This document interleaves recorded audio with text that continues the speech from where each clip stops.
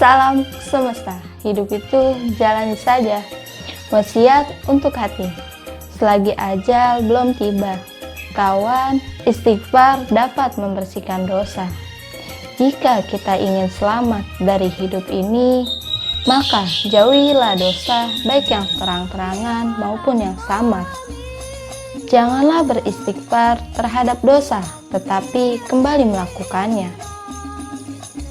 Dan orang yang banyak melakukan dosa sekaligus istighfar ibarat orang yang banyak meminum obat tetapi juga sering meminum racun. Orang yang melakukan kewajiban tetapi tidak menjauhi perbuatan terlarang ibarat orang yang sedang sakit. Selama ia tidak menahan diri dari semua makanan dan tidak melakukan diet, percuma saja ia meminum obat. Dalam pandangan orang yang memiliki ketajaman mata hati dan mereka yang waro, dosa itu seperti bangkai yang dimakan oleh anjing. Kawan, orang yang terjatuh dalam dosa seperti orang yang sedang menggigit bangkai yang kotor dan menjijikan. Dan orang yang berpakaian kotor tidak pantas duduk bersama para raja dan pemimpin. Pantaskah kita menghampiri Allah dalam keadaan kotor karena maksiat? Kita sudah memakan, melihat, melakukan sesuatu yang haram dan menyembunyikan keburukan.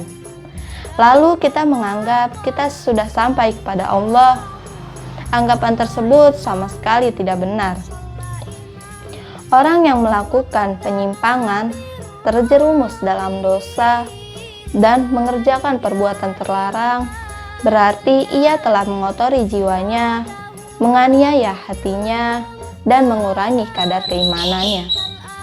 Kawan, jika kita tidak bertobat dalam keadaan sehat, mungkin Allah akan menguji kita dengan berbagai penyakit dan musibah agar bersih dari dosa. Ibarat baju yang dicuci dengan air dan disetrika dengan listrik, dengan harapan baju tadi terbebas dari kotoran dan kembali bersih dan suci. Rasulullah Shallallahu Alaihi Wasallam bersabda, sesungguhnya Allah akan menguji kalian dengan ujian, sebagaimana kalian menguji emas dengan api. Ada yang berupa emas murni. Itulah kondisi orang yang terlindung dari syubhat. Tetapi ada pula yang ternyata berupa tembaga. Itulah orang yang gagal menerima ujian. Hadis riwayat At-Tabrani. Keimanan yang tertanam dalam hati ibarat pohon rindang yang tertancap dalam tanah, yang mendapatkan air dan pupuk yang cukup, tiba-tiba ditimpa panas dan kekeringan serta diterpa hama, maka pohon tersebut akan menjadi kering dan daunnya berguguran, sehingga dapat dimanfaatkan sebagai kayu bakar. Begitu pula dengan keimanan, apabila terputus dari perbuatan taat dan amal soleh, lalu diterpa dosa dan maksiat, keimanan tersebut akan menjadi kering, tidak berguna, tidak kukuh, atau akan mati dan musnah. Kawan, siapa yang meninggalkan sesuatu yang makruh akan dibantu meraih berbagai kebaikan. Dan siapa yang meninggalkan sesuatu yang mubah, Allah akan membukakannya pintu ketaatan, menolongnya dalam mengerjakan kewajiban, memberinya kelapangan, dan mencerahkan cahaya keimanan dalam hatinya. Semua terlihat pada anggota badannya, gerakan jiwanya, ucapannya, dan tanda-tanda keimanan terpantul jelas dari raut wajahnya. Orang yang disiapkan untuk mendapatkan kedudukan mulia, Allah tidak akan rela jika ia duduk di tempat sampah.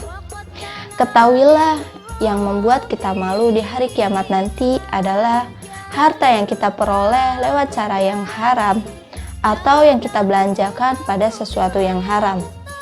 Dan yang paling dikhawatirkan atas diri kita jika kita melakukan perbuatan dosa terus-menerus sehingga Allah membinasakan kita secara berangsur-angsur atau istidraj.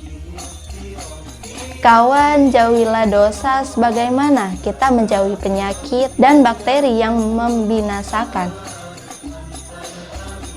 Dan janganlah mendekat kepadanya lalu mengandalkan tobatnya, sebab menjaga diri lebih baik daripada mengobati.